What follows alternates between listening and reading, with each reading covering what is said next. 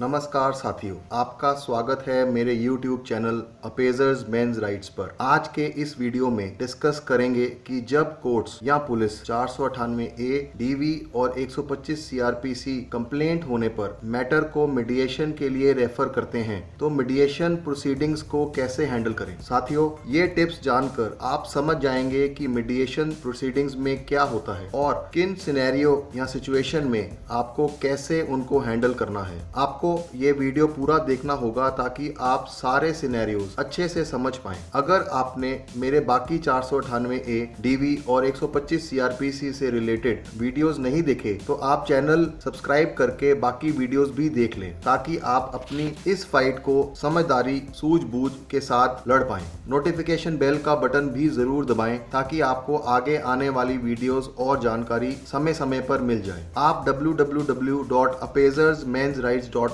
Website पर भी जाकर जानकारी हासिल कर सकते हो और लेटेस्ट जजमेंट्स या अपने केसेस से रिलेटेड जजमेंट्स भी पढ़ सकते हो। साथियों, सब जानते हैं कि मीडिएशन एक अच्छा जरिया है अपने डिस्प्यूट्स को सुलझाने का और कोर्ट में चलते लंबे केसेस से छुटकारा पाने का। मीडिएशन में जो न्यूट्रल मीडिएटर होता है वो दोनों पक्षों की बात सुनकर उनकी मर्जी अनुसार तरीके बताता है कि किस तरह आप दूसरे पक्ष के साथ बात करके कोई बीच का रास्ता निकाल पाओ ताकि आपके बीच कोई समझौता हो जाए। समझौता साथ रहने का भी हो सकता है और अलग होने का भी हो सकता है। यहाँ तक सुनकर अच्छा लगता है कि हम मीडिएशन के जरिए अपना वक्त बचा सकते हैं और केसों में लगने वाले पैसे भी बचा सकते हैं और बीच का रास्ता निकालकर अपनी जिंदगी दोबारा अच्छे से जी सकते हैं। अगर ऐसा हो तो बहुत अच्छा है, बट तब क्या करें जब दूसरा पक्ष अपने लालच में आकर ऐसी डिमांड रखे जो पूरी ही नहीं की जा सकती। साथियों, बहुत बारी ये देखा गया है कि विपक्ष की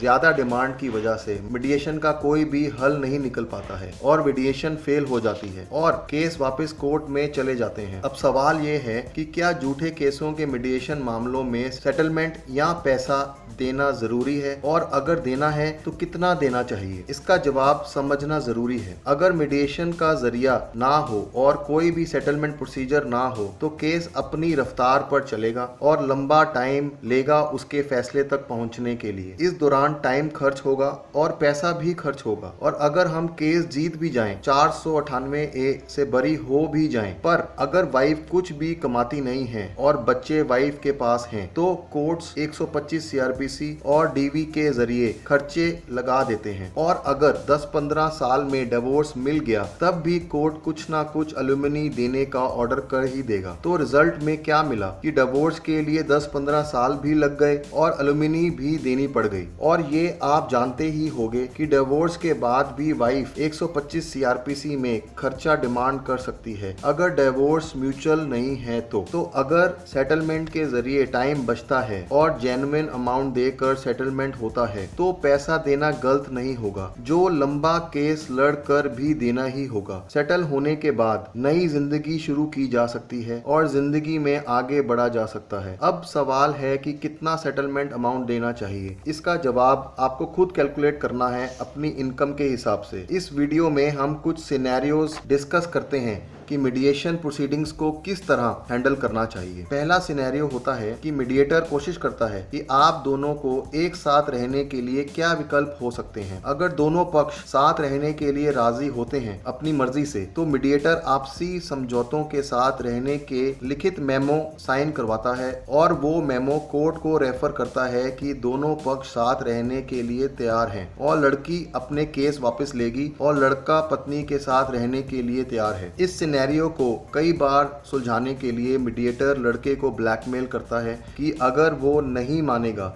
तो केस आगे चलेगा और उसको जेल भी हो सकती है। तो ऐसे सिचुएशन को हैंडल करने के लिए क्या करना चाहिए? हस्बैंड को सामने से कहने की जरूरत नहीं है कि वो अपनी पत्नी के साथ नहीं रहना चाहता, क्योंकि लड़के के दिमाग में ये रहता है कि अगर पत्नी ने उस पर और उसके घर वालों पर केस किया है तो साथ रहने का कोई मतलब ही नहीं है, क्योंकि जो विश्वास था वो खत्म हो गया है। अगर आप सामने से ना बोलते हो साथ ना रहने के लिए तो मीडिएशन को हैंडल करना मुश्किल हो जाता जाता है तो सामने से ना नहीं कहना है, बल्कि कहना है कि आप उसके साथ रहने के लिए तैयार हो, पर तब जब ये अपने किए सारे झूठे केसेस को वापस ले लेगी और ये लिख कर देगी कि ये सब केसेस उसने गलती से कर दिए हैं और जो भी एलिगेशन लगाए हैं वो गलत हैं और वो साथ रहने के लिए और फ्यूचर को अच्छा बनाने के लिए ये सब केसेस वापस ले रही है, क्योंकि ये सब करके उसने अपना विश्वास खो दिया है और हस्बैंड और उसके घर वालों की सेफ्टी के लिए ये जरूरी है और दोबारा ट्रस्ट बनाने के लिए लिखित में देना जरूरी हो जाता है। तो आप मीडिएटर को बोलिए कि वो आपको और आपके परिवार को इन केसों से बचाने के लिए उसका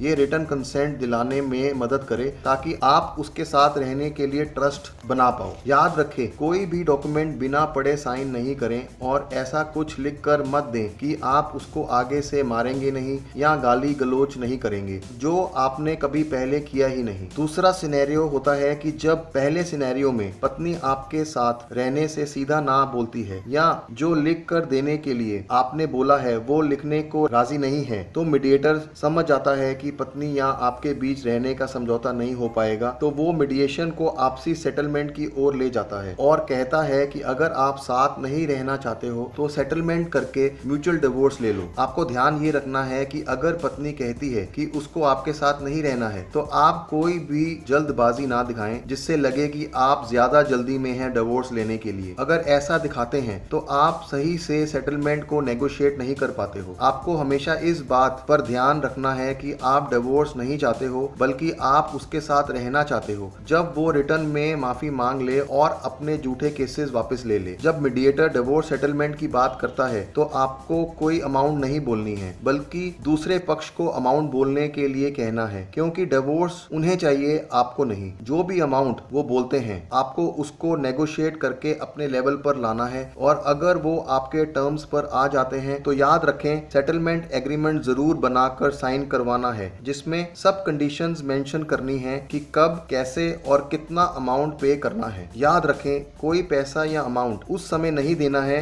जो भी देना है कोर्ट के सामने म्यूचुअल डिवोर्स प्रोसीडिंग्स में ही देना है। सेटलमेंट एग्रीमेंट सोच समझ कर बनाना है, टाइम ले लें मीडिएटर से अगली डेट के लिए और बढ़िया सेटलमेंट एग्रीमेंट बनाकर ही अगली डेट पर मीडिएशन में जाएं और सेटलमेंट एग्रीमेंट साइन करवा कर मीडिएटर के विटनेस के साइन जरूर ले लें। अब अगली बात यह है कि अगर बताई गई अमाउंट इतनी ज्यादा मांगी गई है और या आप सही में डिवोर्स नहीं देना चाहते और ना ही कोई सेटलमेंट करना चाहते हो और केसेस को लड़ना चाहते हो, तो आपके सीधा ना करने से हो सकता है कि मीडिएटर आपको प्रेशर करे और ब्लैकमेल करे कि वो रिपोर्ट गलत बनाएगा या आपको डराए कि ऐसा करने से आपको जेल होगी या कुछ भी। तो करना ये है कि आप सीधा सीधा ना नहीं बोलेंगे। आपको बोलना ये है कि आप इतनी बड़ी अमाउंट देने की हालत में नहीं है और ना ही आपके पास इतना पैसा है। उस समय आपको अपना कम से कम अमाउंट बताना है और कहना है कि आप इससे ज्यादा नहीं कर सकते हैं। याद रखें, ये अमाउंट वो होनी चाहिए जो विपक्ष पार्टी लेने को राजी ना हो, और अगर राजी हो भी जाती है तो आपके लिए अच्छा है कि आप कम अमाउंट पर अपना केस सेटल कर पाओगे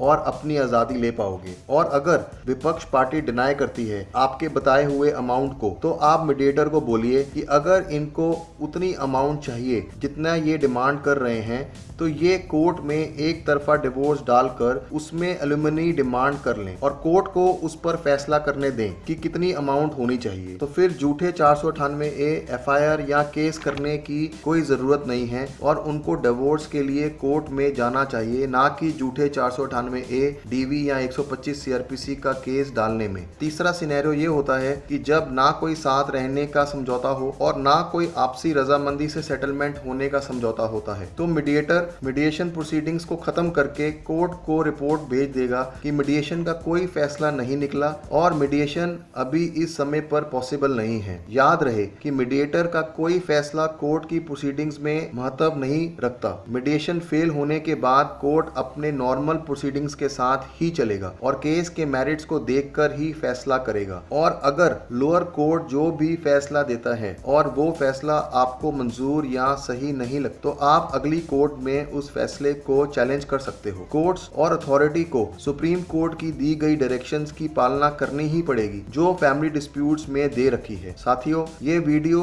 से आप ये समझ गए होंगे कि आपको किस तरह से मीडिएशन प्रोसीडिंग्स को हैंडल करना है जब आपका केस मीडिएशन सेंटर को रेफर किया जाता है। ये टिप्स आप मेरे लिखे आर्टिकल से भी पढ़ सकते हैं, उसका लिंक मैंने नीचे डिस्क्रिप्शन बॉक्स में डाल दिया है। साथियों, आपको वीडियो और इसमें बताए गए फैक्ट्स समझ में लगे तो वीडियो को लाइक शेयर जरूर करें और किसी तरह का सवाल हो तो कमेंट बॉक्स में पूछ लें। चैनल को सब्सक्राइब करने से आप 498A DV और 125 CRPC से रिलेटेड वीडियोस भी देख पाएंगे, इसीलिए चैनल को सब्सक्राइब कर लीजिए, नोटिफिकेशन बेल को भी दबा दीजिए। शुक्रिया साथियों।